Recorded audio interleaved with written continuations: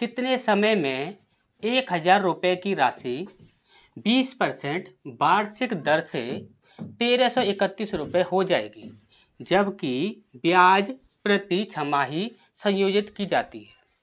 अब यहाँ पर ध्यान से समझिएगा। अब आप यहाँ पर देखोगे तो यहाँ पर परसेंट कितना दिया हुआ है, आपका 20% दिया गया है। हमने बोला कि यहाँ पर जो ब्याज जो है वो किस प्रकार से लिया जा रहा है, तो वो बोल रहा है ब्याज जो है प्रति छमाही संयोजित किया जा रहा है।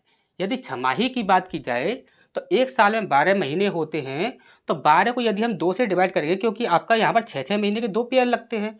यदि 2 पेयर लगते हैं एक साल में, तो यदि हम दर को 2 से डिवाइड कर देते हैं तो हमारा कितना आ जाएगा यहाँ पर, तो यहाँ पर आ जाएगा हमारा 10%। 10% क्यों आया, आपको अच्छे से समझ आ गया होगा यदि आपने चक्रवृद्धि ब्याज पढ़ा होगा। तो यहाँ पर यदि छमाही बोल रहा है तो यहाँ पर 6 महीने के 2 पेयर बनते हैं एक साल के अंदर।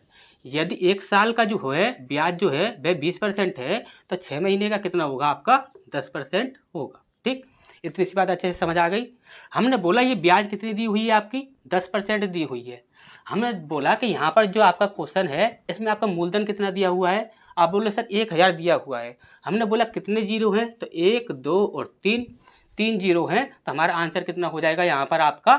देखिए यहाँ पर जब आप आंसर दोगे तो आप ये नहीं बोलोगे कि 3 वर्ष, तो ये कभी भी आपका आंसर नहीं होगा। क्यों, क्योंकि उसने बोला है जब ब्याज जो है वो क्या लगाया जा रहा है, छमाही संयोजित किया जा रहा है, यानी कि 6 महीने के हिसाब से ब्याज लिया जा रहा है।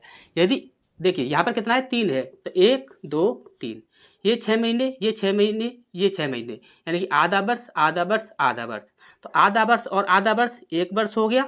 ठीक, और यहाँ पर ये क्या है, आधा वर्ष, यानी कि समय कितना हो गया आपका, 1.5 वर्ष। ठीक, तो इतनी सी चीज़ें तो आपको 100% आनी ही चाहिए। ठीक, तो यहाँ पर कितना आंसर हो जाएगा आपका, 1.5 वर्ष। यदि इस प्रश्न को यदि आप देखते, यदि आप सॉल्व करते, सीधा ही आपको पता लग जाता कि 10% हो रहा है। यहाँ पर टाइम कितना है, 1 2 3 जीरो है, यानी कि 3 जीरो का मतलब कितना हो गया, 1.5 वर्ष। हमने आपको समझाया इसलिए इतना टाइम लगा। अब यहाँ पर इस प्रश्न में देखते हैं।